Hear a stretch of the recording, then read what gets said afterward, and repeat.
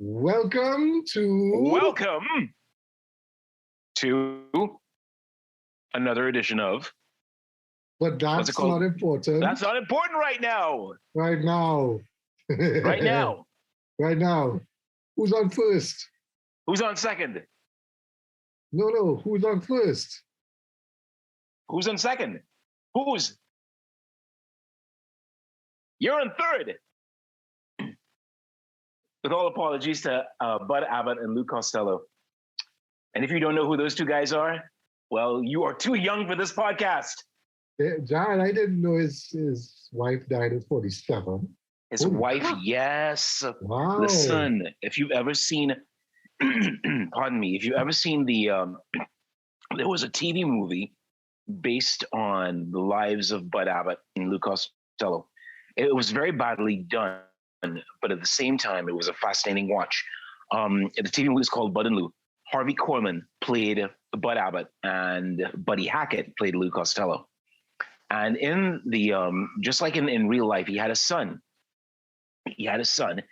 And what happened was Lou Costello lost. I think his son.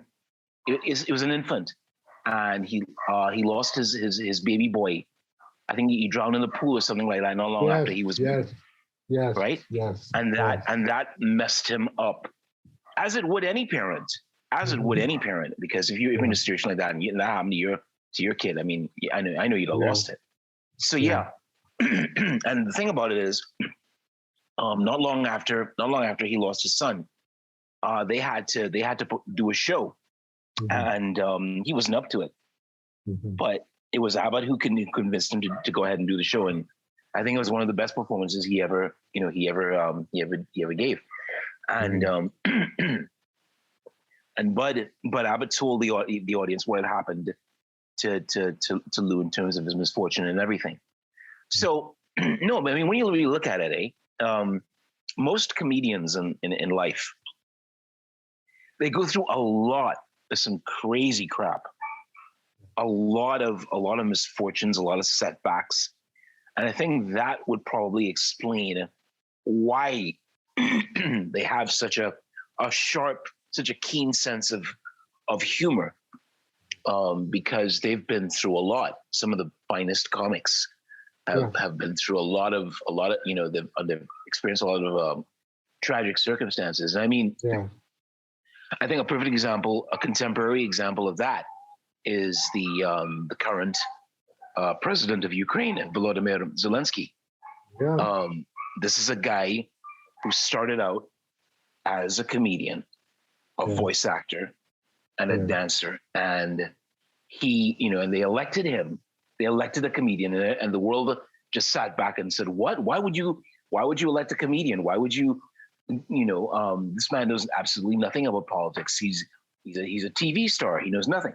But now, because of what's going on in the world, and because his country is under attack by the Russians, people are looking at him differently, because this is a man who, he just decided, look, I'm just going to stand up to these sons of bitches, and I'm not going to let them take my country like that. And I think practically every Ukrainian, down to every man, woman, and child, they have rallied behind him, which is it's an incredible sight to behold. But I just actually want to say that my thoughts go out to any war-torn country, because a lot of any war-torn, exactly. And not only that, it's like, oh well, the Ukrainians have been racist against. Look, dude, just because a couple of a busload of Ukrainians were racist doesn't mean the whole country is. And not only doesn't mean the whole country is racist. Not only that, you need to step back a little bit and look at something here. These people have so they're like the Belgium of Europe. Belgium is on the western side, Ukraine is on the eastern side. Right. They have the doormats between. They've always been the doormats between empires, and they are not going to just sit down. The Belgians didn't sit down and let people run over their country. They tried, and they failed. But essentially, they have always said, "We are not French. We are Belgian." Yeah. And the Ukrainians say, "We are not Russian. We are Ukrainians." And Right. I think the message to come out of this is, if this guy was really, and some commentator said, well, you know, he's a comedian. If he were really a puppet, and he were really somebody that was put up there just to, you know, as Putin was saying, whatever it is. If he was really that, he would have flown out long time. He would have he would have gone. said, he would have been like, He to would have hell with it. gone. Yeah, he I would don't have need gone. this. I don't need this. Exactly. So just the Yeah. mere fact that, you know, so whatever commentators have said, I kind of step back and say, listen, there are people, regardless of whether they're black, white, whatever, they're suffering because somebody decided to do this and whatever. Anyway, we don't want to get involved with politics. Yeah, we don't get too much. bogged down in geopolitics and whether it pertains to advertisers. Yeah, we are advertisers. Speak for yourself. You're in advertising. I'm out of it for now. For now. You're a man who, you know, you sell yourself every single day. Don't try that. I see you on the corner. I see you on the corner, John. It's you, Ian.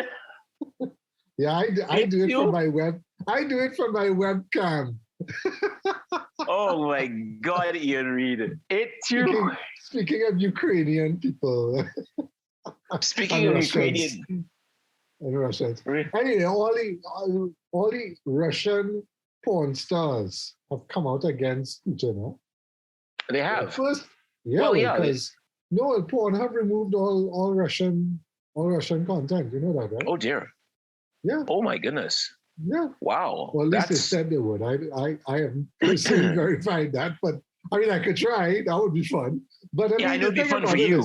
But the thing is that John and I work in advertising. We're in marketing. Yes. And this is also relevant to the marketing and advertising space because it must affect people whose livelihoods depend. War is never good for anybody. Unless you're in the propaganda machine, which Putin is, you know, the misinformation or whatever. Anyway. Well, you know, the truth is the first casualty of war.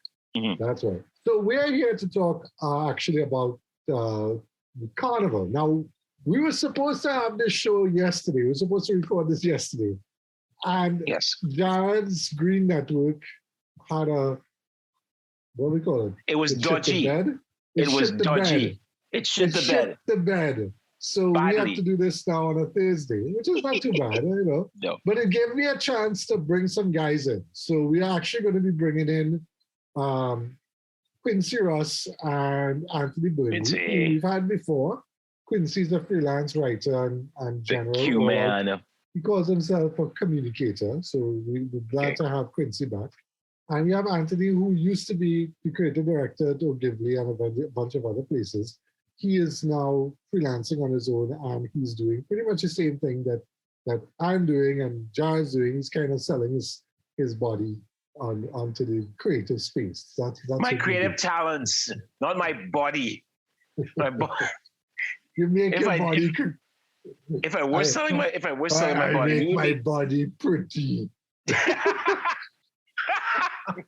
You are just so incorrigible, Ian. You are so incorrigible. It puts the lotion in the basket. Oh my good God, that's just gross. I'm not gonna do the scene. Please don't. That's unsettling. You do the scene. What scene? I have no idea what the hell you're even talking about. The mirror scene. You didn't see Silence of the Lambs in the mirror scene? Oh God, no, not that. I need to rewatch it, but I don't remember that scene at all. Maybe I need to rewatch it. In Clerks 2. In Clerks. Okay. Clerks well, 2, yeah. Or Clerks 1 where Jay and Sandra. Anyway. The one, yeah. We don't want to keep our guests waiting for too long. Let's not. What we really want to talk, since Carnival is pretty much over, and also I just got the news just today that Tribe, the big mass camp, giant juggernaut that is Tribe, has sold every single costume or space or whatever they want to call themselves for the 2023 Carnival. We are in February of 2022. We're talking, people have bought whatever. I don't know what they've bought. They bought something. Tribe went and said we got pre-registration sales that were 100%, whatever, for 2023. And I'm like, but do you even know? Anyway, so let's bring in Quincy and Anthony, and let's talk about this a little more, because Anthony, we're gonna talk about advertising for Carnival. Advertising for Carnival is a whole beast in itself. We've talked about advertising for Christmas, and we talked a little bit about advertising for Diwali and other events. But you know, we're welcoming now Quincy and Anthony, who we're bringing in now to talk, because we just talked about Tribe and how Tribe just pre-sold. Quincy, what did Tribe pre-sell? That's a good question. That's a nice question. Tribe pre-sell hope. Tribe pre-sell hope. Yes, that's exactly what it is. Good evening, gentlemen. Hi, Anthony. How are you? I'm good. Great. Welcome to the show, guys. Welcome. We did a little introduction. We've had Anthony and Quincy on before. Yes, we've had special guest stars. Mm-hmm. Thanks for coming in at quote unquote the last minute. We really appreciate it. But yeah, we were kind of talking in the chat last week. We wanted to talk about Carnival and the marketing Carnival, but not just Carnival, brands being involved in marketing themselves during Carnival. So the top levels are from alcohol go down. I mean, used to have cigarettes. I can't remember Carnival advertising for cigarettes, but cigarettes no longer is a advertising thing. But all the vice-related stuff for Carnival just used to be, you know, overblown. Double pump. Sorry. Oh, okay. Hey, don't knock them, you know. They're doing better than that report came out today. Now, for those who don't know what we're talking about, Jared, you need to define, since you brought it up, you need to define double pump. Define double palm. What is double palm? Well, the double palm is kind of like a hotel, but in reality, it isn't. If you want to go to that particular place for a secret rendezvous, if you will, with the lover of your choice, but that's not important right now. Yeah, and they opened their 15th outlet, which is, wow. The 15th outlet. With one in Tobago to be open. So. My goodness. So business is truly pumping. I mean, booming. Sorry. During the pandemic. Bad analogy. During the pandemic. Yeah. During the pandemic, yeah. That's an incredible tour de force, though. I just wanna say that I was kind of going through some, because you know, since Facebook has done its thing where you have to see what pages are advertising, part of the transparency. Yeah. So I was going through the Green Network and the Red Network's advertising, and I didn't see anything interesting for Carnival. So correct me if I'm wrong. I don't remember seeing anything interesting for Carnival advertising-wise, social media-wise. But I don't watch TV anymore, which is bad of me. I didn't hear anything in the radio. So guys, tell me, we had a taste of Carnival. What did last year and this year? What did brands do for Carnival? Quincy, you want to go first? How to answer this question, boy? I think I would say that brands doing what brands been doing since 19 how long, Carnival, right? Mm-hmm. Which is something very disingenuous. It is for me, and this includes campaigns that I was involved in, and I'm going to pull myself out it. And I hold myself just as responsible as anybody else. But I mean, plain talk, bad manners, brands playing out nonsense there for Carnival a long time. Things that they know for sure. They're not really, it's not about the Carnival or the culture. It's about not even selling the product, to be honest, because a lot of the stuff that comes out is just clutter, you know, it's just noise in the space.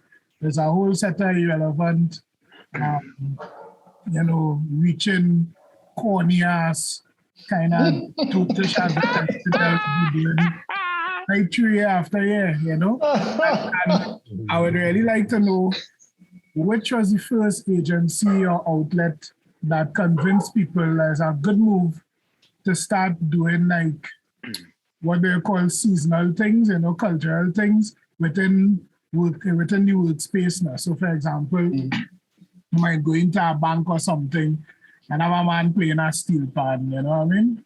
Yeah. And because it's Carnival now, so you have a man playing a steel pan and if you're lucky you might get, I don't know, a Moko Jumbi or something in the car park and that kind of scene. I want to know who sell that first because that's a skillful sell to tell somebody to do that. It's like selling water on the ocean. You know? Kinda, you know what I mean? Selling salt water to the ocean.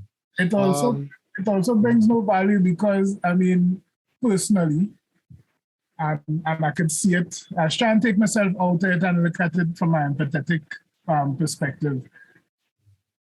Me talking as a consumer, I going in the bank, especially around this time when my heart already beating fast because I hope I don't meet no set of crowd and thing, you know. People looking for money and thing, I'm going in a bank, right? The last thing I want is a man beating a steel pan in my head, Jed. I vex already. Well, you have a point. You have a point. It as irrelevant as it is relevant. Yes, the pan is part of the culture, but do I want that while I'm going to see about my money though?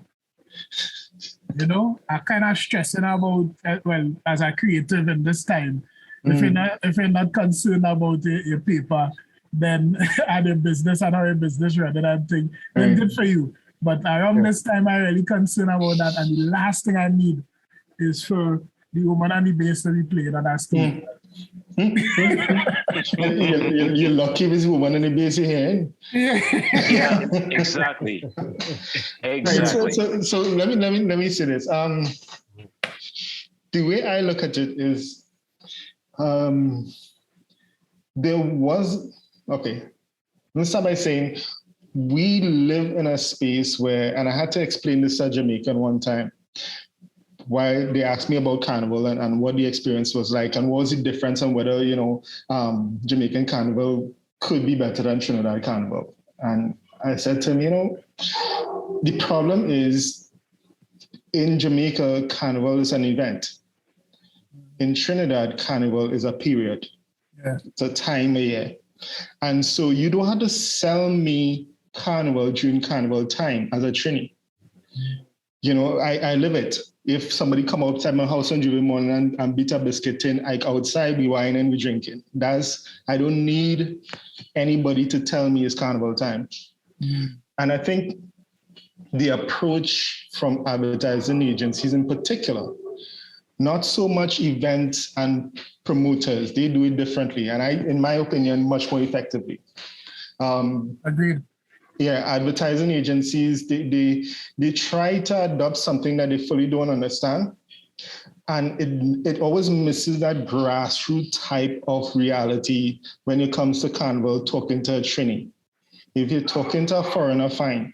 If you're talking to a Trini, I think you need to understand, you need to be down on the ground. And that's one of the problems advertising I had for a long time, because it tends to nitpick who wants to speak on behalf of you know, the industry, and who wants to speak to people with a certain detachment, which has always failed in my opinion. And so for Carnival, it kind of exasperates or it magnifies that disconnect for me.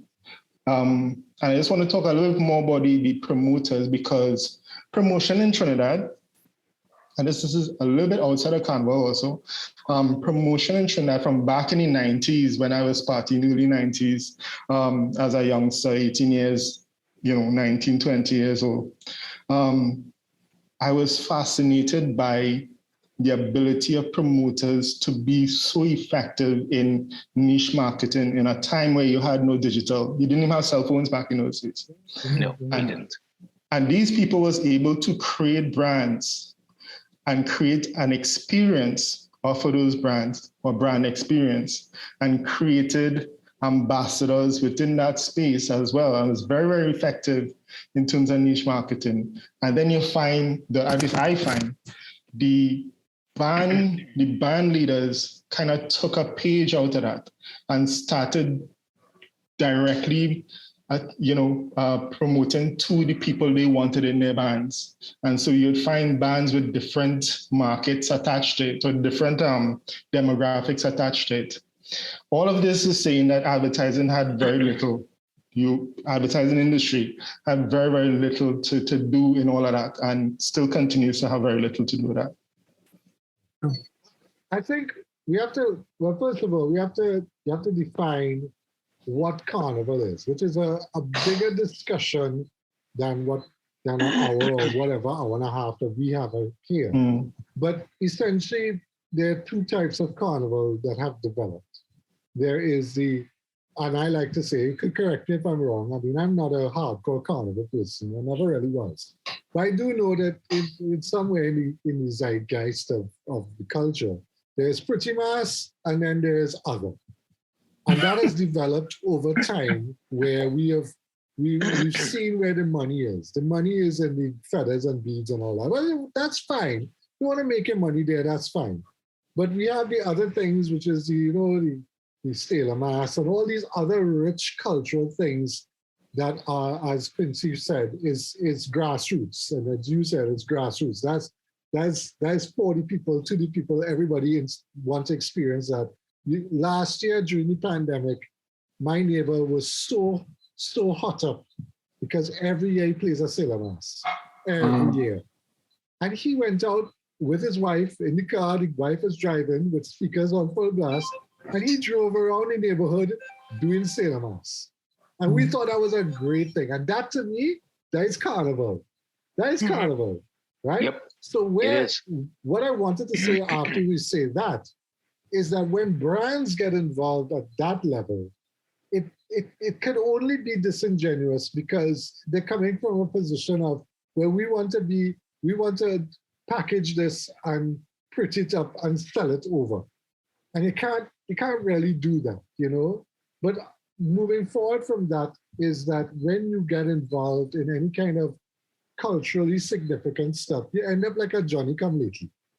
You become disingenuous by just the mere fact that you're trying to sell something to somebody over the veneer of where we're supporting the culture, quote unquote. So that's my feeling. Now, there are many marketing Carnival on its own and advertising Carnival on its own also has its issues. Because you want to market, as you come back to the tribe thing, tribe is, what is tribe? I keep asking people, what is the brand of tribe? Tribe is just a fancy exclusive club. I mean, you talked last week about inventing Anna. Anna wanted to create an exclusive club for rich people that only rich people would go, but at the same time would be an endowment for the arts. So she was using art and art culture of New York to hook in rich people so that they would pay money to this club. And that's tribe. To me, that's what tribe is. The greatest con is... Can I jump in. I don't think tribe represents Carnival. I think tribe represents tribe. And Exactly. As a private entity, they are free to do whatever they want to do and how they see it fit to build their business, and that's fine. And I think the playing field should be open for anybody who wants to create a business. We live in a free country, so to me, it doesn't represent Carnival. What we do for Carnival as a country is really, really a sorry state of affairs because we actually don't do anything. And again, especially with this taste of Carnival thing, it's obvious, if it hasn't been obvious before, how this thing has been a complete... Well, we are hopeless. We are hopeless when it comes... It has really brought out, if people haven't seen it before, they have to see it now. Right. When the people tell you, well, we can't have a calypso competition, we don't give them $30 million or whatever. Ian, this is how it's been. I mean, we've never really properly promoted Carnival as a country, being the home of Carnival. We've never done it, and maybe because we never had to until recent times. But when you have all the other islands who promoting their Carnival heavily, right? People in the US are actually considering which carnival to go to when the year comes. We are trailing behind in terms of promoting ourselves. We don't do anything. Who does stuff is the tribes. These people promote themselves out in the US, especially markets like Miami and New York, and people know which band they come into play in before they get here. Yeah. And that is how Carnival gets out there currently.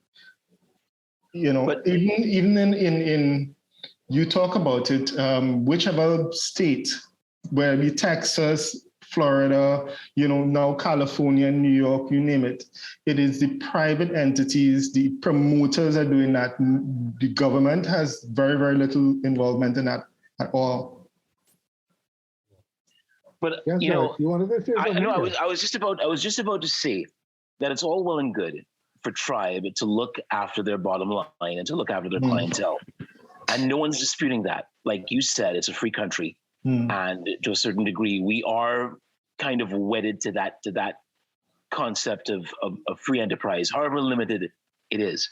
But there is a failure of imagination in the sense that I think we have lost the essence of what Carnival is supposed to be, and that is street theater.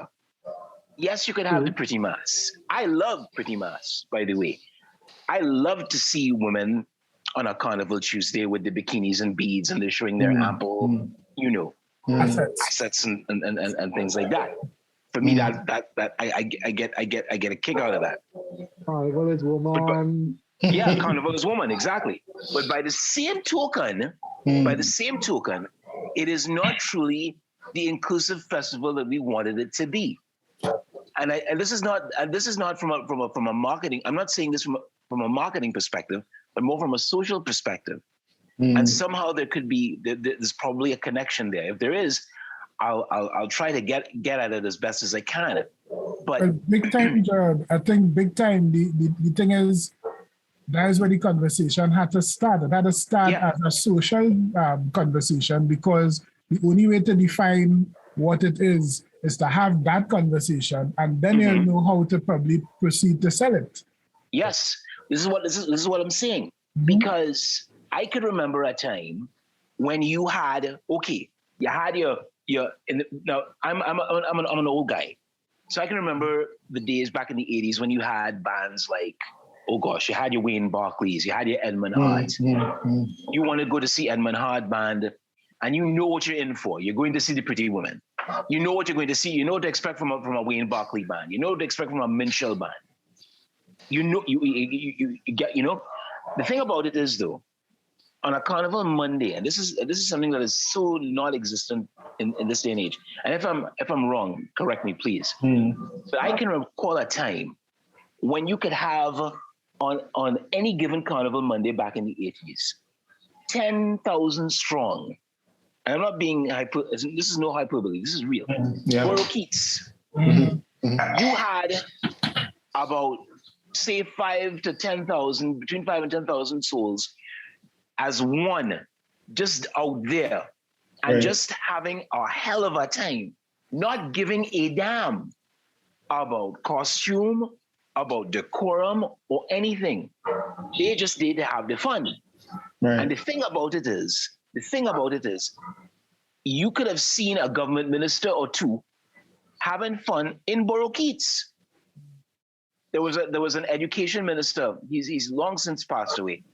An education minister by the name of Cuthbert Joseph. He was there playing alongside Borokeets.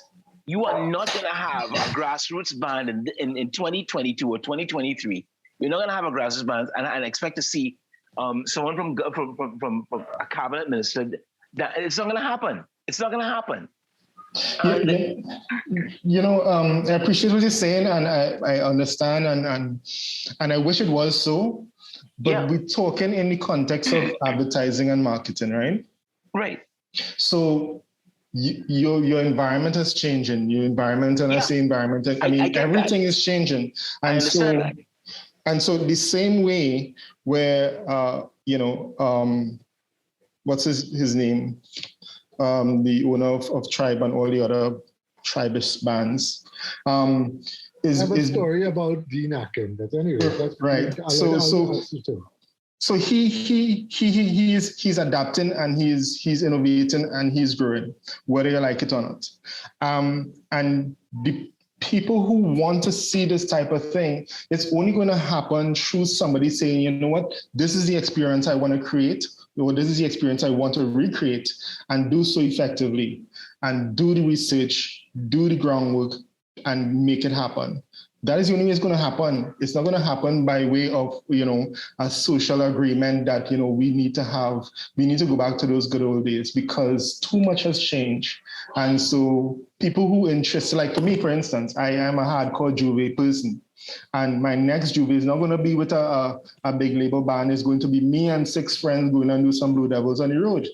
You understand? I don't know where to get the blue paint, but we're going to find it. I'll go up in Parliament or wherever, and we go talk to whoever we got to do. I can tell you where to get to the hill, man. Thank you very much. We go talk. You understand? But what I'm saying is, right, you had to create an experience. And if I create an experience and I find it best, then I'm going to say, hey, Q, let me do something now, right? And then next year is something else. And you have to, we could talk about, and this is the same argument to me I was thinking, I was arguing when the whole Mr. Jordan tried to steal we culture issue. You understand? At that time, it's the same thing. You have people saying, we must protect what we have. We must protect what we have. Yeah. But you have to actively do that. You can't just say it. You can't just wish it. You have to actively do it. And not only that, you can't go and demand that he take it down through Twitter. You can't hold a cancel culture campaign. That is exactly that's not what we're talking about either. But the problem I have, it's the same people who were so adamant against it. A year later, nobody has done anything to say, hey, how do we protect the brand Juve? It's still not a brand. I designed a logo for it. I posted it. Nobody ain't saying nothing. But you want to talk. So to me, it is we're talking about what do you call it? A society that is based on, what is the word? Consumerism. Mm-hmm. We have to accept that's what we're in, because we are in advertising after all. We're in communications, we're in marketing, or what have you. And that is the environment that we're in. And so somebody who wants to bring that feeling back of freeness on the street have to create it. But watch this, Tony. While I don't disagree with almost anything I say there, to be honest, I will still put the question, which is where my disconnect is always coming. For example, the people that say, no, we need to protect what we have. What we have.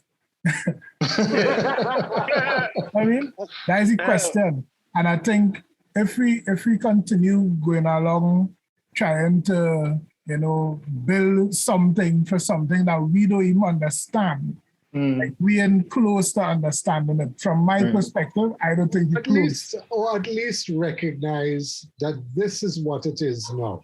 Yeah, I mean, you see, this is what it is now. Even so, that needs some structure, and not because it like that or people doing things now mean that this way it is, and you just have to take that to them.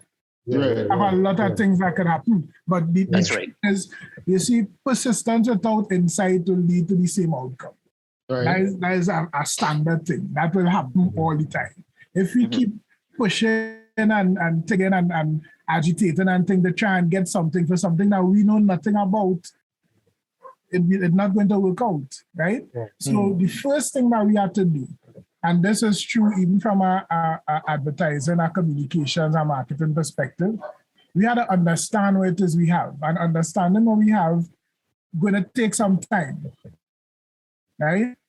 Understanding what we have, as Anthony say, is understanding the commercial aspect of it, but is also understanding the social aspect of it, as in where it comes from and what it is intended to do. Anthony rightfully said when he started talking in the early that Carnival, at least we understand Carnival to be a time and space, right? It's a period. It happening according to the calendar, it linked to the church and all this kind of thing. but it's happening in this time. And when this time comes, the truth is, whatever you do around that time is how you execute in your carnival. Anthony say you go and be Blue Devils on the road with some friends. That is carnival. You know what? Some people carnival is in a camp. Some people carnival is camping on the beach. Mm-hmm. It has something larger than the 2-day street party that going on and the series of feds and things leading up to it and the Juve and the starter carnival and all that. It is a time. And in that time, we can, and I think if we start to look at it like that, if we look at the time period and what is happening around that time, we might start getting some insights as to how we talk to different groups of people, which can be beneficial for a lot of brands. You know? Think about the impact that a brand will have if a brand embraced a culture of not going in Port of Spain for the 2-day street party, yet still have the essence of what Carnival is in terms of a release and a getaway and an escape for the year and that prep for the Lenten period and all them kind of things. Think about how impactful that could be in terms of the kind of language and the communication we could create for that, and how interesting it might be to a large group of people who just do that for Carnival. You understand? But it's understanding that Carnival is a time period in which you, the person in the Carnival, could embrace and channel that Carnival energy into whatever you want. That is the creativity of the scene, right? Juve is a great example of it. And I was listening to PK Rastan interviewing, oh gosh, who it was again, boy? I forget who it was, but anyway, the conversation was about Carnival and Juve and all that. And it was a point that I heard a lot of people bring up and impacted on me in that particular conversation, because they were saying in that period when, you know, dark becoming light, even if you're in a band, you could be in the middle of a Juve band playing a proper Juve. You could miss Juve, you know? You could miss that period. Yeah. It's about understanding that this is the dark going into the light here. And in this period, this is what I'm going to do for it. I'm going to put my hands up in the air and sing this song at the top of my lungs. I'm going to share bamboo. I'm going to, you know, finish the drink that I have in my hand and start a new one, or cheers with our brethren, or, you know, something. But in that little period, whatever you decide you want your Juve to be, you could play that Juve. And I think it extended to the whole Carnival.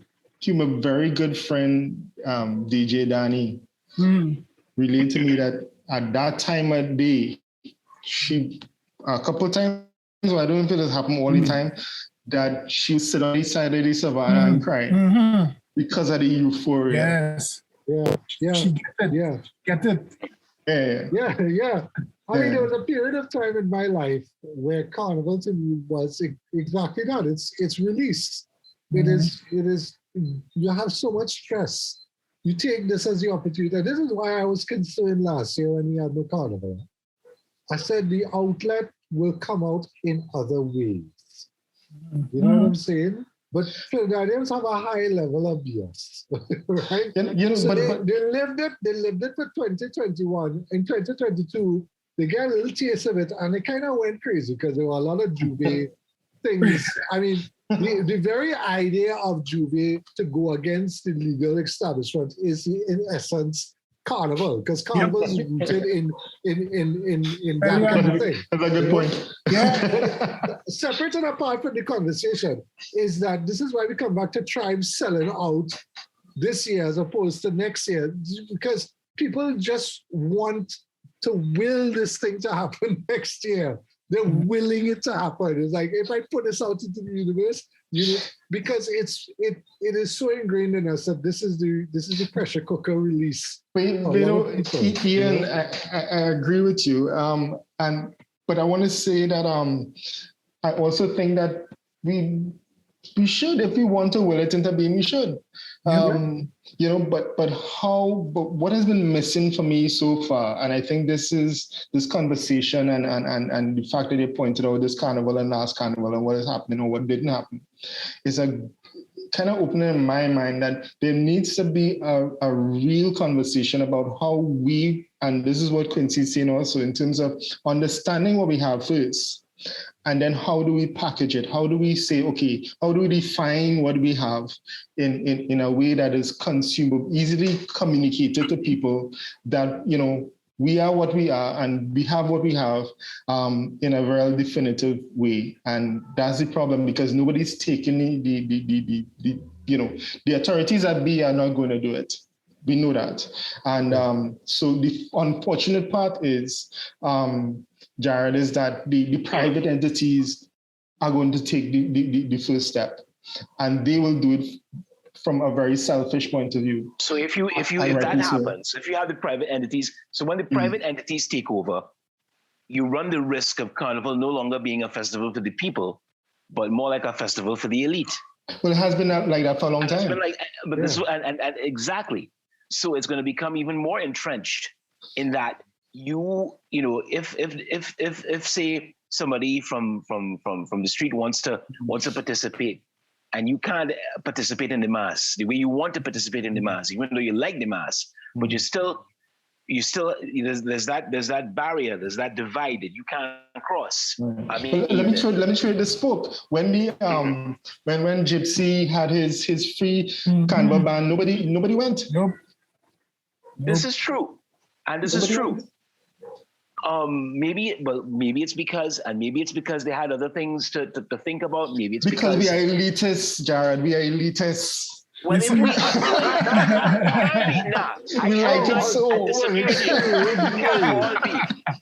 we can't all be elitist. Well, let me throw this in the mix. I think what Gypsy was doing is and by the way, I was always laugh when I say Gypsy and I refer to a minister. That's always funny.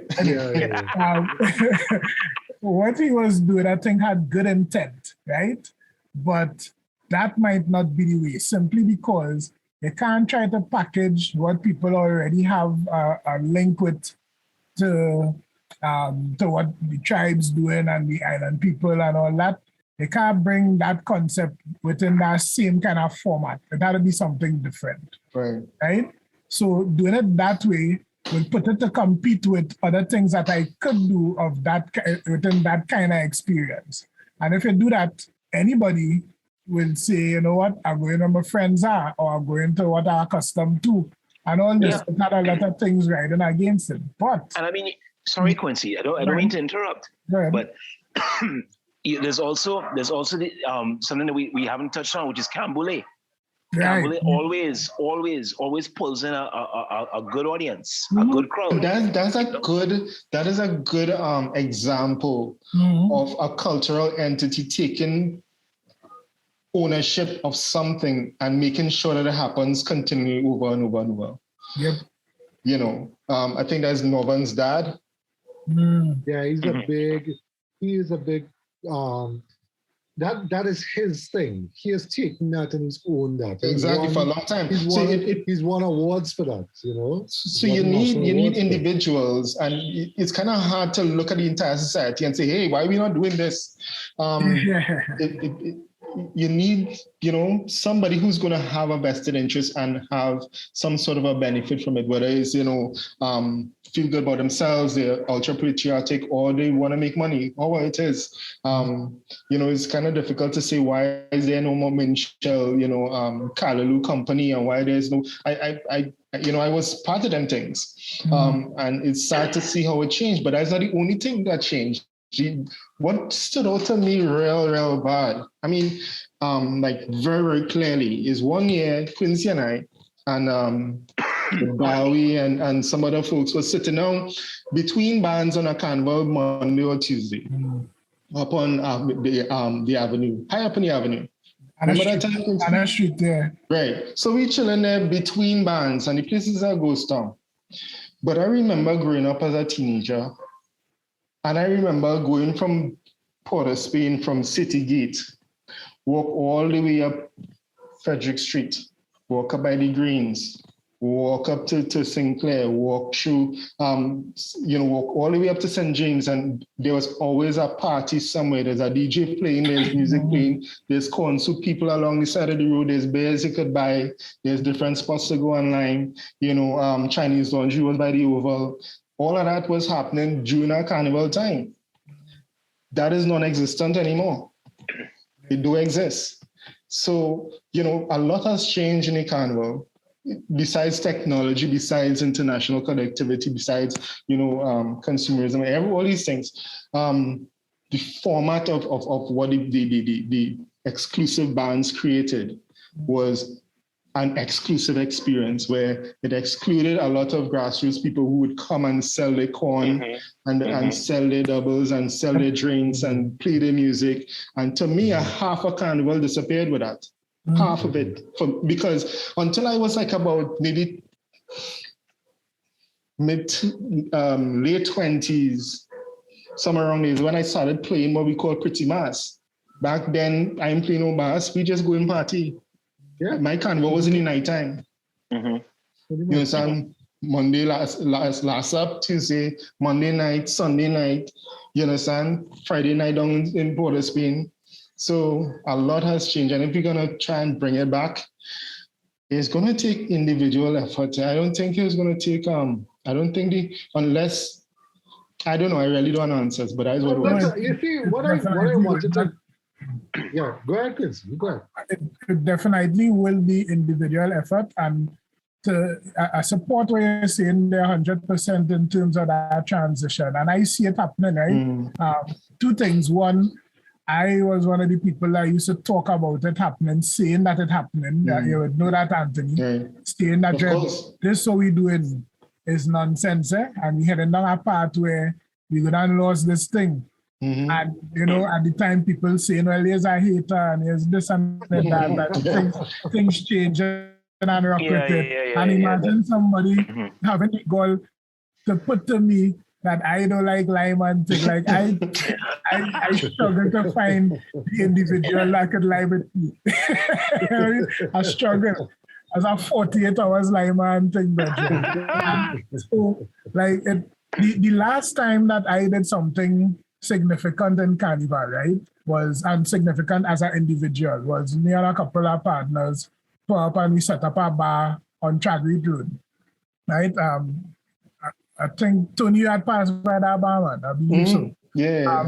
It was at the time where Patridge is there, it was Millhouse inside there at the time, with the late great Gregory Mills, that's the real boy. And he gave us the space to use.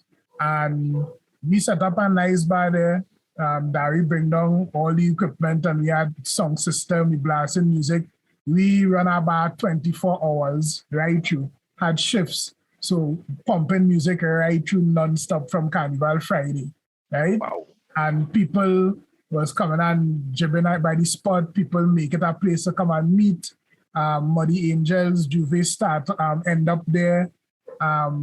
We had girls all on the counter and all kind of thing, mud all over the place. We wash down after and run straight through to the carnival. That carnival was the last carnival that I could run a bar because we just about break even.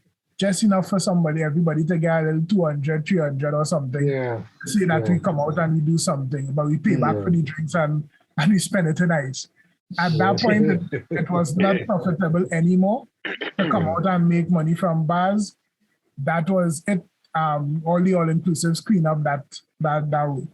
And I mean, at that time, doing a bar like that would have been something premium because we had real traffic and that kind of scene coming through. But it's just not enough traffic. You need the masqueraders and thing also to take a piece of that in order for it to really make our money, you know? Short of probably doing some sort of event type thing that is people buying tickets or buying a pass or something that you can, you know, market that as a thing and restrict people to come into your space, which again is kind of anti the whole scene because they want movement and they want the spontaneity of Carnival to be happening too, right? And I'm saying all that to say, when things like that start to get cut out and nothing replacing it, then you start to see a decrease. You wouldn't see a sustainable thing going along a similar path. You know, it have nothing to replace that. So what we end up is what Anthony was talking about, where we buy a bar, and when bands passing, it have action, and when bands not passing, we just talking amongst ourselves, you know. But this is what I wanted to say, that last year when we had no Carnival, brands who are normally associated with Carnival, who use Carnival as part of their backbone, talking about the alcohol beverages, the big communication networks, all the big brands that orbit Carnival, it's just like Christmas for them. This is the second win. It's Christmas and then Carnival. They didn't have Carnival. So what they did, they started talking about your Carnival to banker. And it depressed me. I'm like, so what? Why didn't you come up and say, let's talk about Carnival. Let's take our money and put it into something where it's on brand, but it's part of a discussion about what is Carnival or whatever it is. I don't know. But, you enjoy a Carnival to banker by being home with your cooler. Oh, my God, it was so depressing. And then this year, I thought, well, okay, so the Calypso competition collapsed because they didn't get money from the government. So what happened to all these brands? Why you can't put money into it? What happened to the alcohol, the beers, and you go in, well, Carnival home now, have Carnival home. It's just like last year's. And I'm looking at what the Green Network put out. They're like, you all just basically redid what you all did last year in a way. And everything is about an individual's personal situation with Carnival, but there is no group consciousness. So we started, before we brought you in, we started talking about Ukraine and how the Ukrainian people have been fighting for their very freedom. We have Carnival, and as Anthony says, nobody's fighting for it because it's not something people see as, and brands should be the ones championing this. The advertising and the money that you spend should be going into keeping it alive because that's what's giving you money. You see, you're destroying the very thing that is making you money during the year. The advertising agencies, and there's a whole host of people. When they say that once the center falls apart, then things fall apart. The center cannot hold. Exactly. Yeah. So the center is Carnival. And Anthony is very right. And Quincy, you hit the nail on the head. When you say, well, this thing going and die, now use a hater. When it does, just like I always say, the ad agencies never thought Facebook and Google could be a challenge to their paradigm. Now they are challenged to the paradigm, and now they're struggling. So, so Carnival is just like that. As I said from the beginning, Carnival has always been a thing of the people, and even if it takes us a commercial slant now, in present, in recent history, it is still a thing of the people, and what we need, or what the government for me can do, is try to support things and make available and allow startups and stuff like that some sort of a concession and that kind of thing to get involved and to build small businesses around the idea. But as far as I can remember, advertising, and even more so now, advertising has done very, very, very, very little for the whole thing. If the brands themselves want to do something better, they would. You and I know that, Ian. And so if they really the agencies themselves have very, very little power in this space. And if they did come up with a big idea, if the client didn't want it, they're not going to go with it. And so I don't see advertising in the center of this at all. I think they become quite irrelevant in this space. Yeah. And for a matter of fact, quite irrelevant in many, many spaces. The whole advertising agency model has failed. It is, we could still talk about, exactly. And so we could be talking about the time will come when they, no, that time has gone. The time has gone. And right now, what they're trying to do, what I've seen, and I've been a part of it, and we've all been a part of it, but more so now, is a struggle to adapt. That is what is going on. It's a struggle to adapt with their own models and how it fits into this new paradigm, as opposed to really being innovative and forward thinking for the brands that they represent. So I don't see them going and solve no problems anytime soon. It not dissimilar from exactly what we're talking about here. And while, I mean, the same way agencies trying to adapt, but they're trying to adapt while holding on to you know, a core fundamental thing that's stopping them from being able to adapt in the first place, right? And which is part of it is not understanding why the model is obsolete, right? Or at least not accepting why the model is obsolete, which is a straight up business thing. Likewise with Carnival, we try and you know what? I would say with the whole scene with COVID and everything and the landscape, right? We need to stop, and I'm sorry the song, you know, contrived or cliche there, but that whole get back to normal thing, we had to stop that. You know? Whether or not we get back to normal, quote unquote, whether or not, right? We had to innovate. That's what we had to do. We had to innovate and we had to create something. It should not matter if it is normal. Like that whole concept of normal is very obscure, you know? And I don't think anybody really actually cares to be normal as much as we care to be comfortable or as much as we care to be entertained or occupied or financially stable or all them things, right? It's not about normal at all. Normal don't have nothing to do with it. We just need to find ways to do what we have to do. And Carnival as well as events, and I will say, I will give promoters and entertainers as well some props for trying things, right? I give all this some. Yeah, no, they deserve the kudos. Yeah, for sure. And it's rough and difficult because there's one thing to stand up on the outside and say, why will I do this? Why will I try that? But for them, that means money. You have to invest money and time and thing and whatever, of which you don't necessarily have much of because you're not making in this period, right? Yeah. But at the same time, in as much as you're jumping out there to try things, let us forget how it was before, right? Let us start to imagine a new thing from a new space. So you need to think about it like, okay, if today, the 3rd of the 3rd, 2022, I wanted to create a fete. I don't know what a fete is, right? I just feel that we could do something to bring all these people together and entertainers perform, and I have all these elements. How I could structure this in a way that could entertain people in a true way, give them some sort of experience, and create a channel for entertainers and myself to earn $1. What that will look like? You might find it might look anything like a fete of the past, but it might be just as enjoyable and probably 10 times more lucrative. Yeah. I mean, a lot of people poo-pooed the pods thing, huh? But I was a little skeptical at first, but then somebody pointed me to, they did it in Canada, in a concert in Canada. I'm like, okay, there's something about this that could work, but we know Trinis. And you know, Trinis could, you know, so it is a culture change.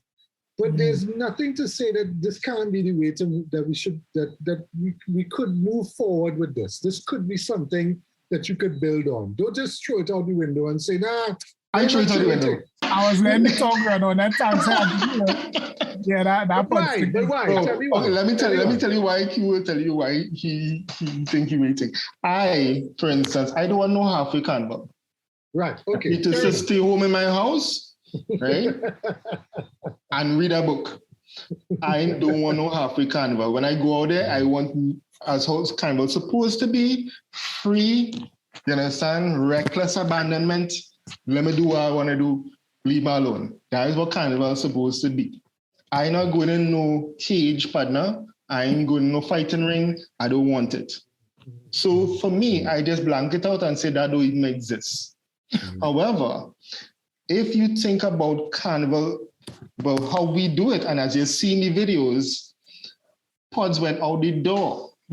Because how Carnival is, we don't do that because exactly. And the essence of Carnival is to be bad and to break the rules. So that pick for me, I was like, nah, that shit. Yeah, right, but this is the thing. The new normal. I along the same line as Anthony, and I will add into this, that pod thing which is not a new concept. No. It was discussed in 2020, and some places in the UK started and all that. If you look at the articles coming out of those experiences, most of them claim that, we'll do it because we have nothing else to do, but this nowhere close represents or could compensate for what a live event was before, right? Yeah. Okay. So we know that is not an effective way or a sustainable way of having events or having carnival or anything like that. On top of which, and this might crawl on to some other things, that whole idea of safe zone and all this kind of scene. Outside of that too, outside of that. Yeah, because that was never going to be a workable ideal. Yeah, that was never going to be a workable ideal. What is this safe zone of which you speak? Where if I'm vaccinated, I could still contract and spread the virus. We know this. We know that a lot of people will be asymptomatic. We know this. So when I come and I put my hand by the thermometer and Gary reading, and you hear the beep and they say, you're good, go through like a vaccine card, I can still have something and walk inside there with it fully loaded. And still interact with people and still transmit and so on. This is just a risk that they have to take. And I think it makes more sense looking at the numbers, right? Seeing what the death toll is for the day and that kind of thing, for the time, and I should say the time period, and see if it's safe to mingle or not. Or when I say safe, see if it's a better risk or not. You understand? See if you want to go to an event or not. See how you feeling.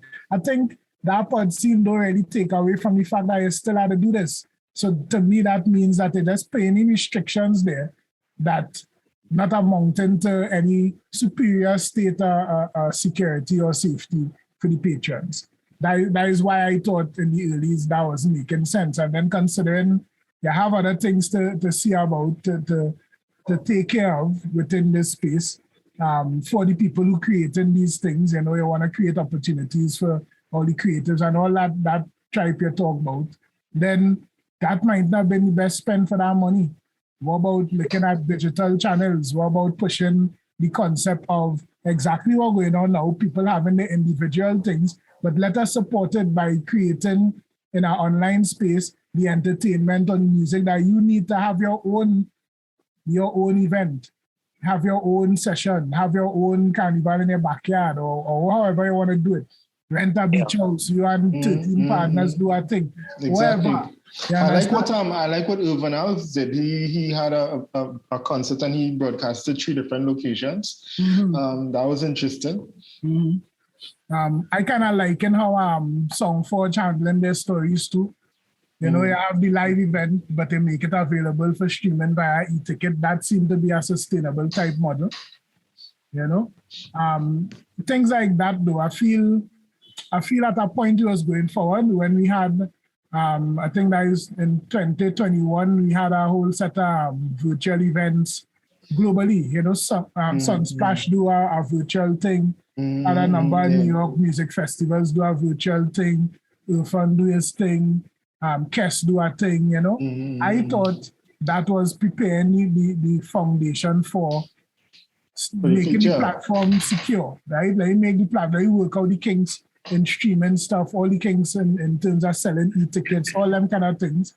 And then by now, we would have have a little foot up on having events that could be both live and virtual. So to throw the idea, I was thinking if I was to do an event of that level, I would be looking at a venue that could hold just double digits and have that would be my VIP then. Extremely ultra premium kind of carnival. Extremely ultra premium. Everything taken care of, it come through is proper wine down business, right? Yes. But then you're selling affordable priced e-tickets and catering for the person who just want to sit down and watch it, to the person who want to shack out to their brethren and their friends in our backyard, right? All that. And you're linking your sponsors and thing, and you're having your promotions and thing running just as if, but you can have even better promotions where people could take the e-ticket and go to some fast food outlet or go to a distributor for alcohol and they can get discounts and packages specific to your event with their e-ticket. That kind of scene, Right. you know? And you end up at a scene where you have people having different, I will use the word pods because our pods are about isolated events, but with their own flavor, you think? And you can still push that to even bigger venues like bars who are already operating as safe zones, you know? You do that with bars, you do that with clubs, so you can sell them like a more commercial e-ticket. You know, that things like that to explore as a system. And I thought that is where we would be in 2022, along with people having their own version of Carnival, which did happen in a Juve context, you know, and one or two people did put on costumes and come out Monday and Tuesday and do their own thing. But I thought that would happen. I thought we'd be rebelling against that Monday and Tuesdays work as normal thing. I expected to come out there and see people reveling and saying outside of that, but that is Carnival. You understand? Yeah. Even if you had to come out with powder alone, come out with your powder. So in the grand scheme of things, now that the season is over, well, since yesterday, the season is done. I mean, if it were normal, we would still have fets going on, the cool down fets and so on for the next week or so. But in the summarize of the season, if we had to rate what went on, the whole taste of Carnival, what would you say? Zero. Right? Zero. I was going to say between 0 and 10, but then I realized they didn't know some point saying 0 to 10. But all right. 0 to 3? 0. That's just... I was thinking you would go minus 10. Yeah, at least, you know. I mean, I was thinking somewhere along the line of say, like minus 25 or something like that. That's how bad it was. Quincy, you agree with that sentiment that is there nothing that came out of this that people learned from?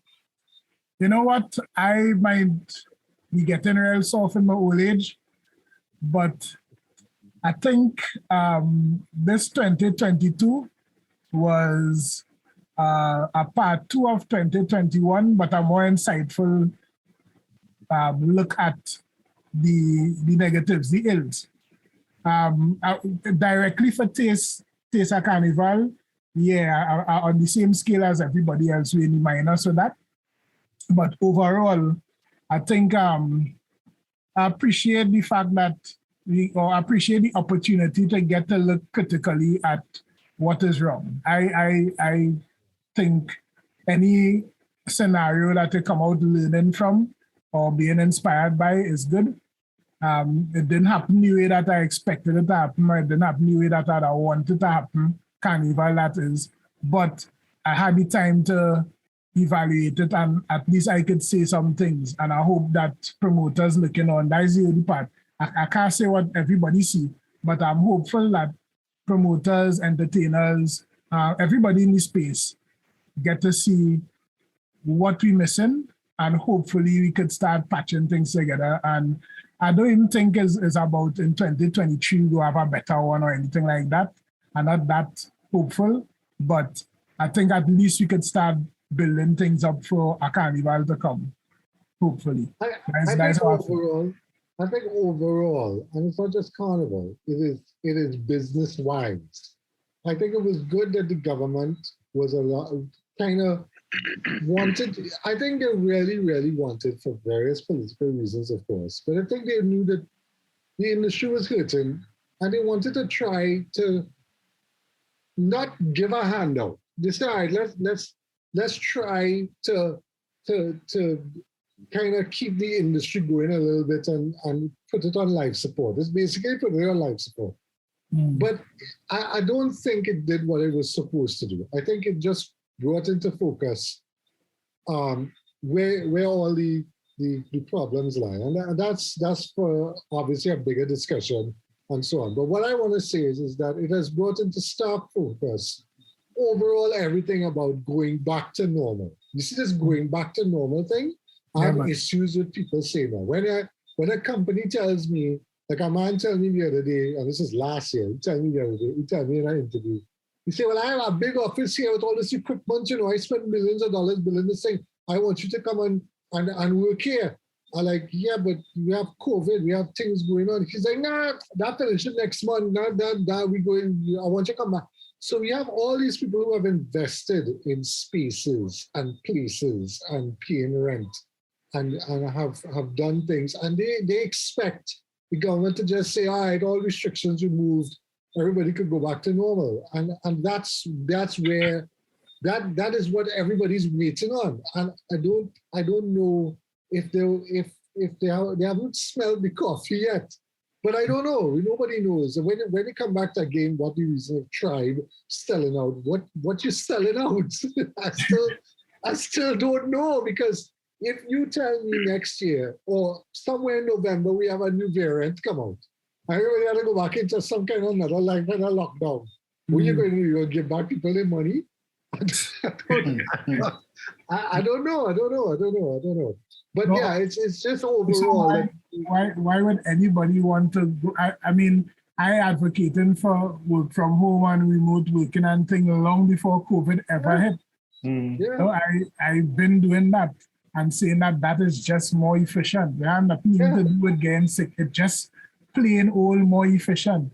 And why would we go through a period when we have to rely on it? From all accounts I see at work, what were we even thinking about coming back out here like that for? It's a crazy piece of thing for me. Like, if I was still working in agencies, I think there are real problems with me right now. Right now, my thing is real hard, because I would have seen the hard problems with you from before. I don't know what you're talking about. When I say I mean, no. Listen, No. everything. No. Let's not be Ukraine here. Let's not fight, gentlemen. Let's not fight. No, I don't fight that.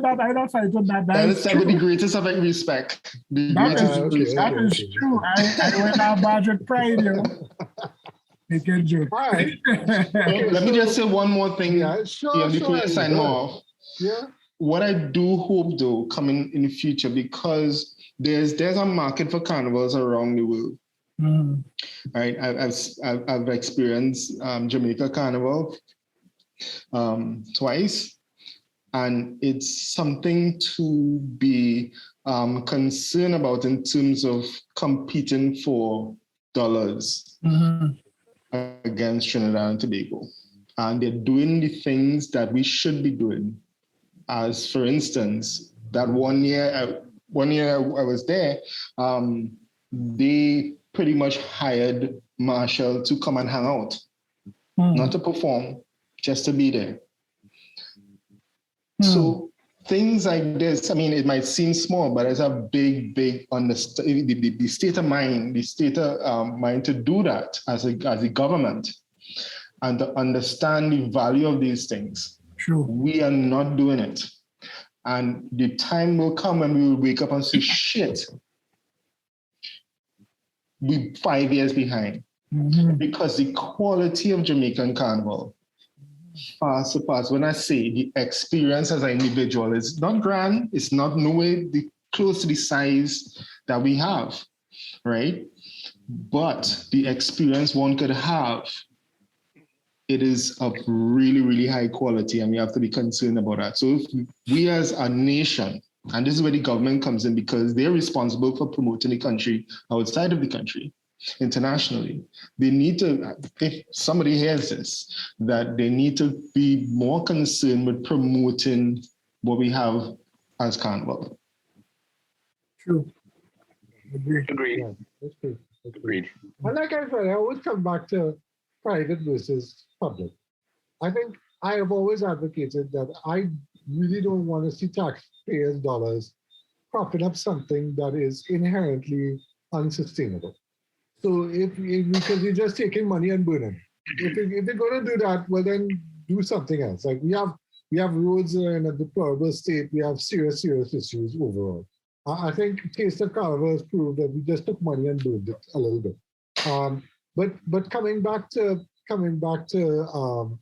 private, I think even the private people are just waiting on the government to tell them what to do. And I'm like, why? Why would you wait on the government? And this is, again, coming back to the Jamaica versus Trinidad experience. You know, Jamaicans don't wait for their government to tell them what to do. Jamaicans do what they want to do. Exactly. And that is cultural difference right there. Yeah.